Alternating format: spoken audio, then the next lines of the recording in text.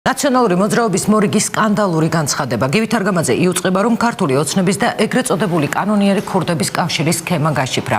ამ სქემას ჩვენ სიუჟეტში შემოგთავაზებთ, თუმცა მანამდე გაგახსენებთ, რომ ეს სწორედ ის გივით არგამაძეა, რომელიც 2010 წელს კრიმინალური ავტორიტეტის ვატო ყიფიანის ძმას კონსტანტინე ყიფიას უკავშირდებოდა და ისეთ უცნაურ თემებზე ესაუბრებოდა, რომელიც არც ერთ ხელისუფლებას ეპატიება. მე იმასაც შეგახსენებთ, რომ გივით არგამაძის თხოვნით კონსტანტინე ყიფიანი დონეცკში მცხოვრებ ქართველ კანონიერ ქურდს მეტსახელად ხმელოს უნდა დაკავშირებოდა და უკრაინის ამ რეგიონში ნაციონალების დავალება შეესრულებინა. წინააღმდეგ შემთხვევაში გივით არგამაძე ქალაქის აოხრებით იმუქრებოდა. დანარჩენი ჩვენ სიუჟეტში.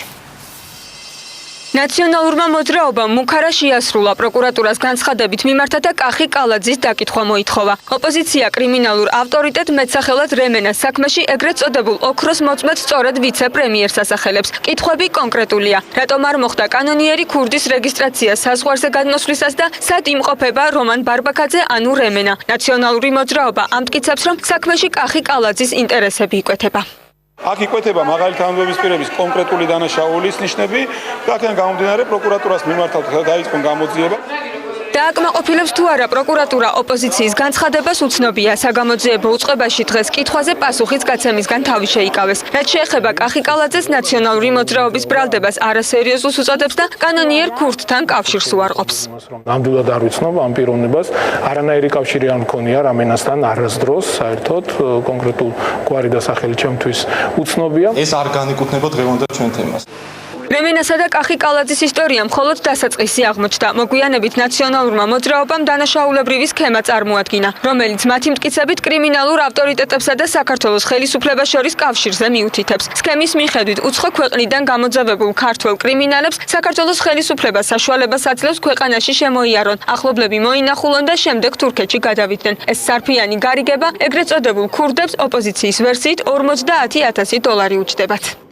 ყველაფერი სწორედ არის, ასე ვთქვათ, ორგანიზებული ხელისუფლების მხრიდან.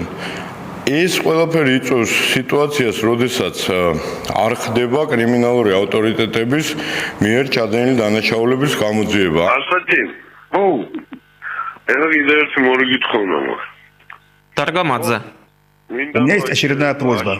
Я хочу через Лашу или кого-нибудь еще передать им, что если они продолжат делать то, что они сейчас делают, а главное в Донецке, я этот город, мать его. ეს სკანდალური ჩანაწერი 2010 წელს გავრცელდა. უკრაინის საპარლამენტო არჩევნების წინ გივით არგამაძე ვინმე კონსტანტინეს დონეცკში დახმარებას თხოვს. კონსტანტინე ავტორიტეტული კრიმინალის ვატო ყიფიანის ძმა კოტე ყიფიანია. სატელეფონო საუბარში ნახსენები გია და ლაშაკი, რომელთა დახმარების იმედით არგამაძეს ჰქონდა კანონიერი ქურდი გია ხმელიძე და უკრაინაში მცხოვრები ვინმე ლაშა ყიფიანია. თუმცა ეს ისტორია, როგორც ჩანს, გივით არგამაძეს აღარ ახსოვს. დღეს ის ქურდებთან კავშირში მოქმედ ხელისუფლებას ადანაშაულებს. Если возникнет проблема, если они нам враги, то тогда и мы враги. Тогда я буду сукиным сыном, но я приеду и покрою этот город. Я отвечаю за свои слова.